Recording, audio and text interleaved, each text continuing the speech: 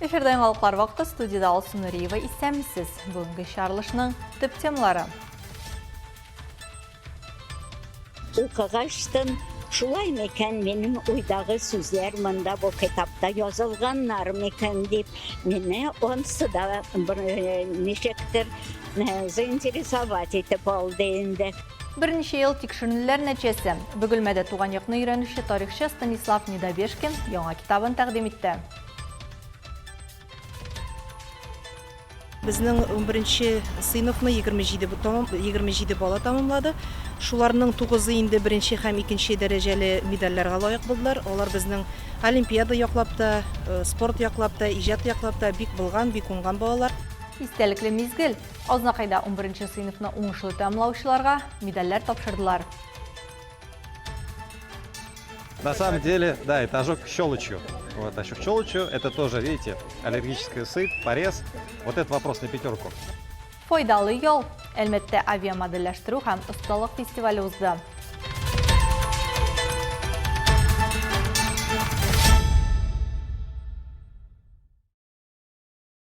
Азнакайда 11-ші сыйныфны уңышлы тәмамлаучыларны бүләкләп медальләр тапшыру тантанасы булып узды.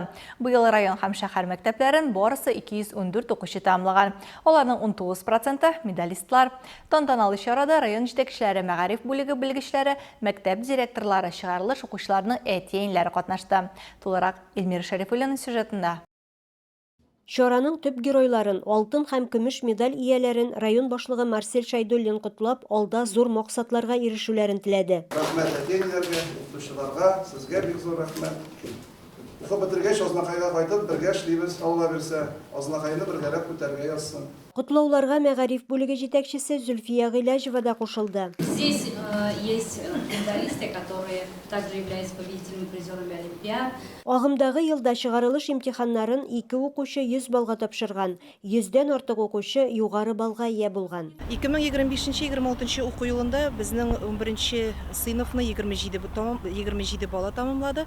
Шуларның 9-ы инде 1-ші һәм 2-ші дәрәҗәле медальләргә лайык булдылар. Алар безнең олимпиада яклапта, спорт яклапта, иҗат яклапта бик булган, бик уңган балалар. Иң яхшыларны бүләкләүнең мондый традицияләре Россиянең кадрлар резервын формалаштыруга ярдәм итә һәм яңа буынны зур казанышларга рухландыра ди җитәкчеләр. Тантаналы чарада барысы 41 егет һәм кыз катнашты.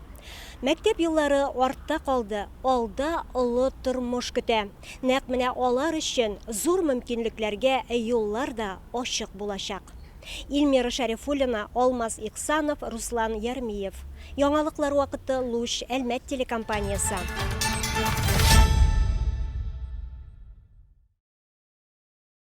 Туган якны өйрәнүче тарихчы Станислав Недобешкин чираттагы яңа китабын тәкъдим итте. Бу юлы сүз Бөгелмәдә барган гражданнар сугышы турында бара. Чара сулык янындагы лекториядә шәһәр халкы белән тере аралашу форматында узды.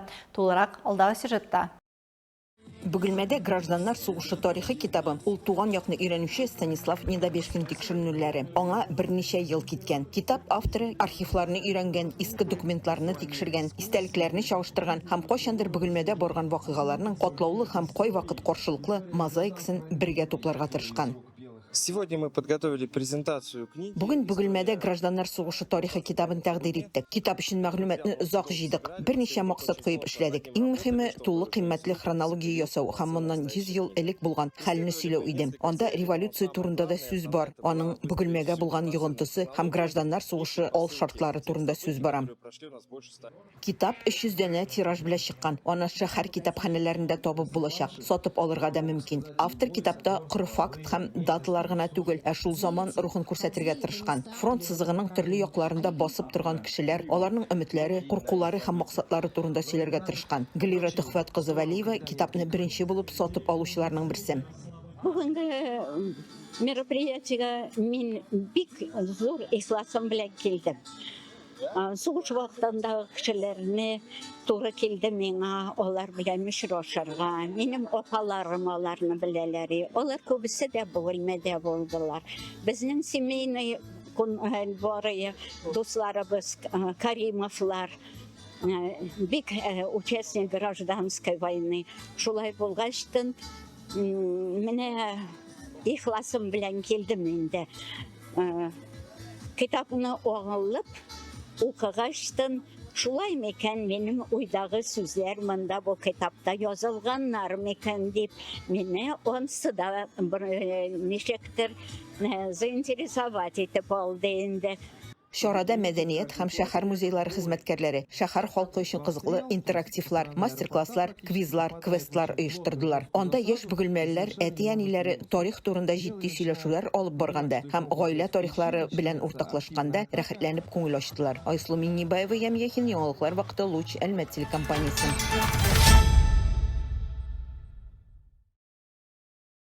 Гадәти шәһәр автобусы бер кичкә театр сәхнәсенә әверелде. Әлмәттә Аулак Заманча театр фестивале кысаларында чуть-чуть татарский, әз генә татарча перформанс узды.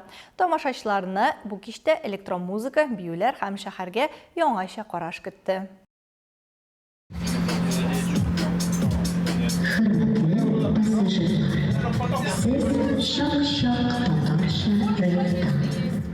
Гадәти автобус салоны бу кичтә бөтенләй башка төс алды. Биредә диджей пульты, төсле утлар һәм дистәләгән тамашачы җыелды. Алар бу кичтә гади пассажир түгел, ә шәһәр буйлап хәрәкәт иткән спектакльнең бер өлешенә әверелде. Автобусный рейв – это у нас... Автобус рейвы ул электрон музыка, мәдәният һәм шәһәр киңлеген берләштергән проект. Булар барысы да кушылып безнең спектакльне тудыра. Все переплетается воедино и формирует как раз-таки наш спектакль.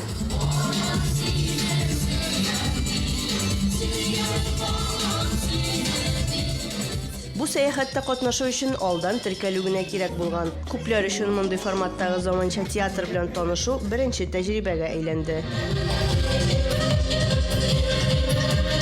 Впечатление, все супер, необычно, интересно. Пока еще мало кто танцует, ждем больше движа.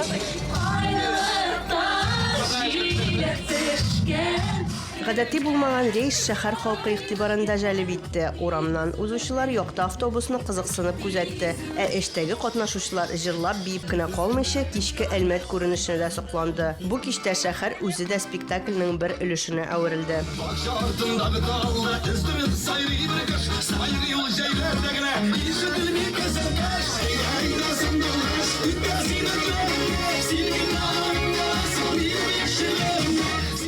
Әлеге перформанс Әлмәткә Пермь шәһәреннән килгән. Фестиваль өчен спектакль Татарстанга яраклаштырылган. Аңа татар милли төсмерләр өстәлгән.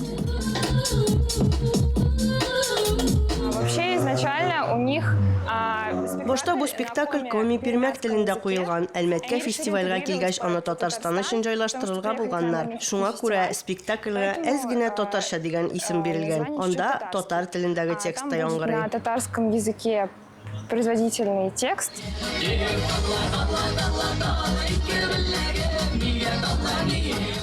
Аулак Заманча театр фестивале профессиональ артистларны да шәһәр халкында мәйданга җыя. Бу юлы исә гадәти автобус маршруты бер кичкә театр сәхнәсенә үрелде. Алия Муратова, яңалыклар вакыты, Луч, Әлмәт телекомпаниясе.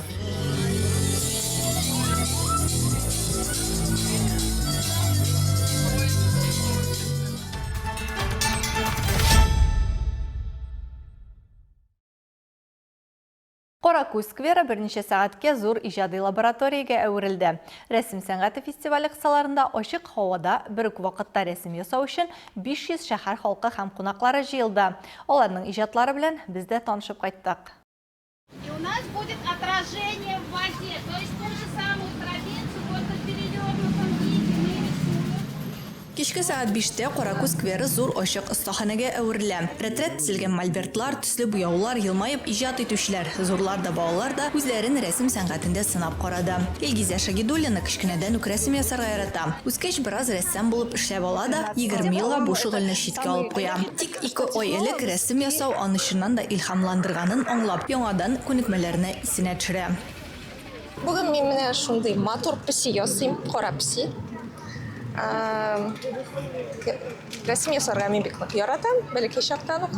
Миңа әби гел бишеләр куядыр, бәләкәй чакта рәсем ясаган өчен. Миңа бик ошыйдыр, шуңа күрә мин рәсем ясарга яратканмындыр инде. Как следует вытру ее, снова помыла, снова вытерла, чтобы она не была черная. Вот. И оранжевым цветом, как будто мне хочется немножко вот так вот сгладить это место. Потому что Катнашчыларны 12 иҗат төркеменә бүлделәр. Аларның һәркайсының үз секторы, үз остазы һәм үзенең уникаль бурычы. 12 остаз һәм аларның ярдәмчеләре төркемнәргә киңәшләрен биреп торды. Кыл каләмне дөрес тоту, төсләрне кушу һәм композиция төзү серләрен аңлатты. Һәрбер катнашчыга үзенең индивидуаль наборы бирелде. Аларның алдында менә шундый үрнәкләре булса да, һәрберсе нәкъ менә үзенә ошлаган төсләрне куллана алды. Миләүшә Курманаева рәсем сәнгате фестиваленә 3нче тапкыр килә. Узган ел ясаган рәсемнәре әле дә өйләрен бизәп тора ди.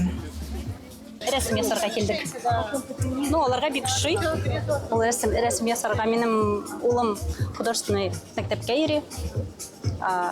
Шуның өчен монда рәсемнәр ясыйбыз һәр елны. Кояш батканда песим, тәм-том, чәчәкләр, карап. Оештыручылар темаларны сайлаганда катнашчыларның төрле мәнфәгатьләрен һәм темпераментларын исәпкә алырга тырыштык ди. Biz festivalning eng boshidan, eng birinchi yillarından uzdira boshladik mana rasm festivallari. Boshda ul bizning 30 kishiga, 40 kishiga, 60 kishiga bo'ladiri. Anlari biz uni o'stira boshladik. Kishilarning ko'p kelganlarini ko'rib, kishilarning tilagi bor ekanini ko'rib, biz endi yil sayin orttiradik. O'rinlarini rasm o'rinlarini. Shunga ko'ra mana anlari 3 yil ilk biz endi zo'r festival yasaga bo'ldik. 500 kishiga. Һәр кем үз тарихы һәм гүзәллекне күзаллау белән килгәнгә һәрбер рәсем үзенчәлекле булып чыга. Мы очень ждем каждый год Каракуз. Мы с удовольствием ходим и подождем такую погоду и солнце. Поэтому мы только рады. Очень нам нравится. Я сначала сделала фон, я сделала такой, как закат, а сейчас уже разукрасила вишенку. Сейчас буду делать крем. 500 рәсем, йөзләгән елмаю һәм илһамланган кешеләр. Рәсем сәнгате фестивале катнашчылары сәнгатьнең берләштерүен һәм иҗат энергиясенең рекордлар куярга көченнән килүен янә исбатлады.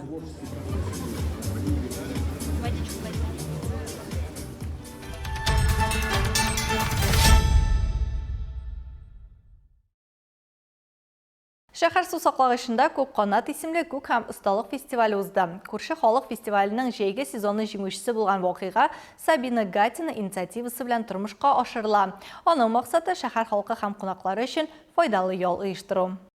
Допустим, ты подавился, да, допустим, как все будешь вести? Дышать перестанешь, да? 3 сәгать дәвамында килүчеләр өчен 2 тематик зона эшләде. Яшь катнашчылар өчен конструкцияләр ясау буенча остахана оештырылды. Балалар пенопласт һәм агачтан самолет модельләре төзеде. Сначала мы их учим собирать авиамодели. Башта без балаларны як 130 авиамоделен җыярга өйрәтәбез. Алга таба ераклыкка һәм очышларны төгәллегенә ярышлар булачак. Беренче эшлектә катнашчыларга медальләр һәм дипломнар тапшырачакбыз. Безнең максат яхшы һәм файдалы вакыйгалар аша гаиләләрне, күршеләрне берләштерү. Фестиваль шәһәрләрне үстерү институты һәм Татарстан Республикасы рәисе ярдәме белән гамәлгә ашырыла. Через добрые и полезные события.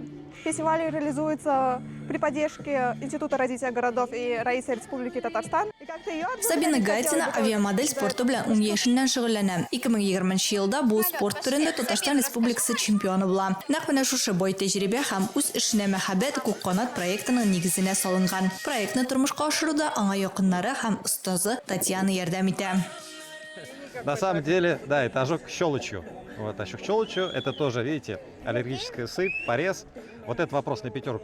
Черненькое, что это такое? Это когда молотком по пальцу ударил, и эту кровь, которая... Не совсем, не совсем. Похоже, но не совсем. Не совсем.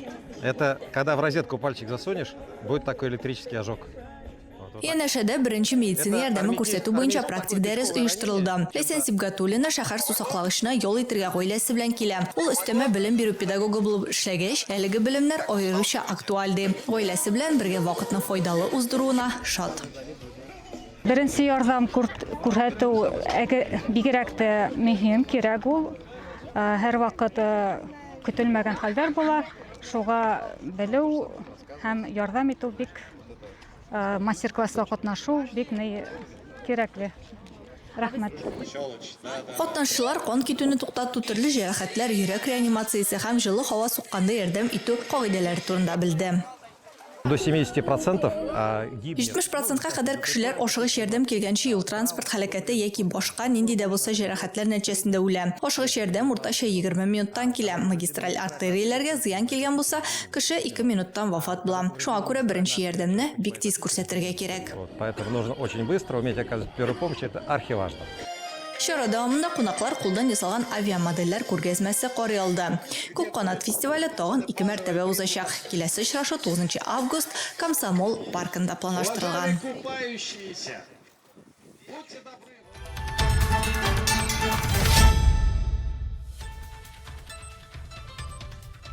Хөрмәтле тамашачыларыбыз, яңалыклар чыгарылышының туры трансляциясын сез ВКонтакте социаль шелтәренә кереп, Лучалмә төркемендә сәгать кичке 7-дә карый аласыз.